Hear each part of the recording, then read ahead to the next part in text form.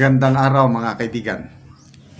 Gusto kong i-share sa inyo ang isang video ni then COMELEC Commissioner Rowena Guanzon kung saan ipinakita niya yung kanyang tapang, talino, grabe, astig, Miriam Defensor Santiago.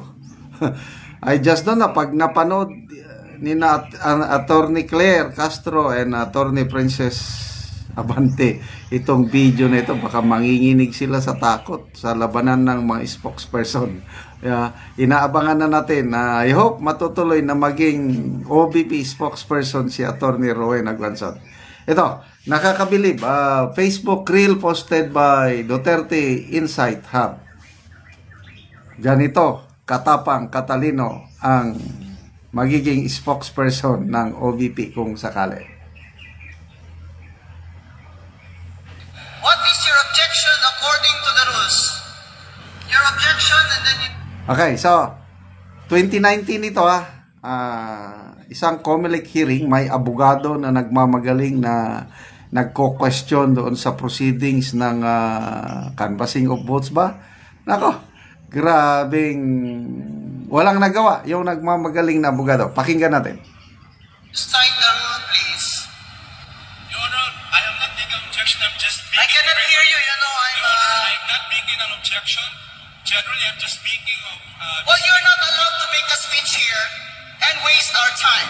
I'm not wasting I have been watching you from there for more than 3 minutes.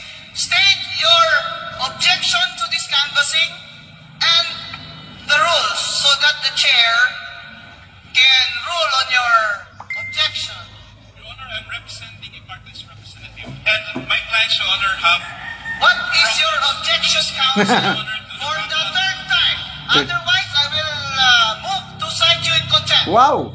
for disrespect. Your Grabe. Honor, with due respect, I am not... What is your objection, counsel? In fact, And Your cite Honor- the rule. In fact, Your I Honor... cannot hear him, you know, you fix his microphone. Your Honor, in fact, I asked for the indulgence of this court and of this commission. I asked that I be given time. And I stated my motion, Your Honor, within the time... I am given to- now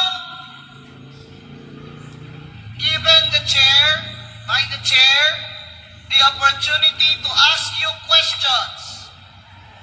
Your job now is to answer my questions. What is your objection, please, and cite the rule? What is your objection to this stage of canvassing?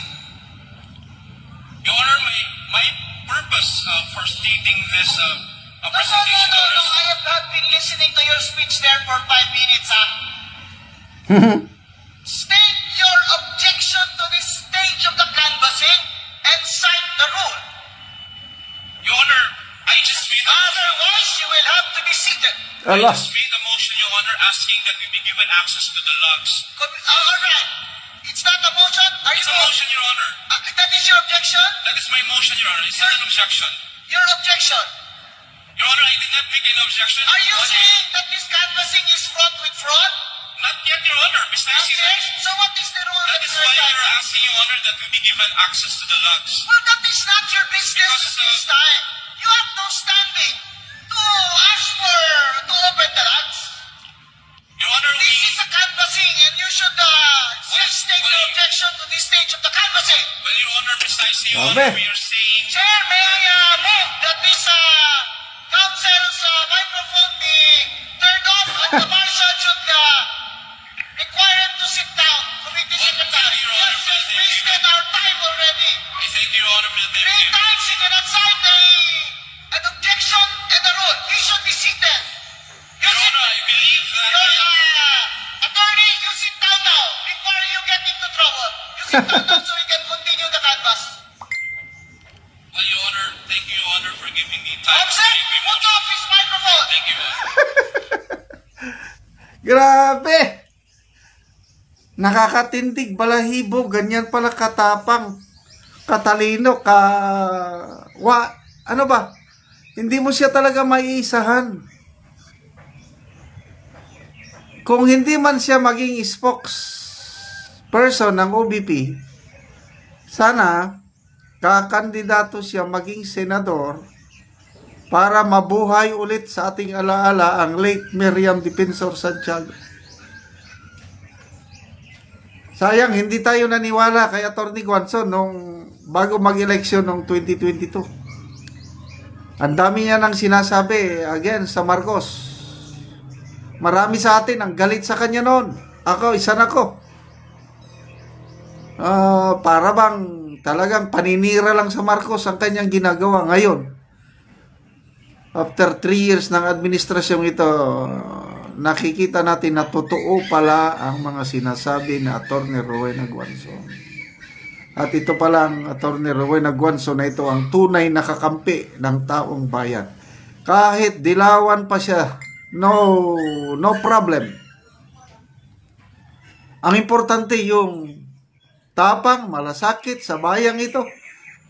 At iyan na, nakikita natin kay Atty. Rowena Guanzon. Sana kakandidato siyang senador sa 2028 at ikakampanya ko yan. And I believe, reading from the comments, ang dami ng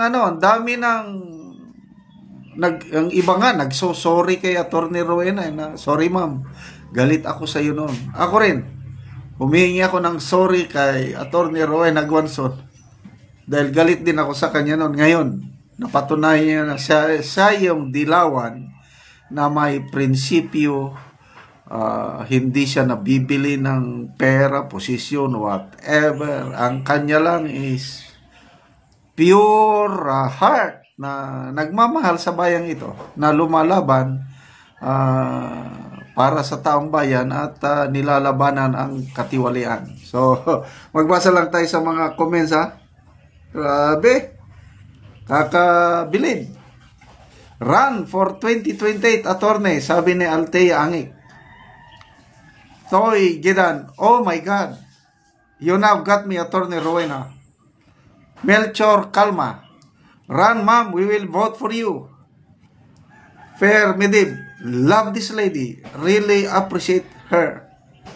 Clint Cyrus Johnson, see you 2028 for Senator version of Miriam Santiago.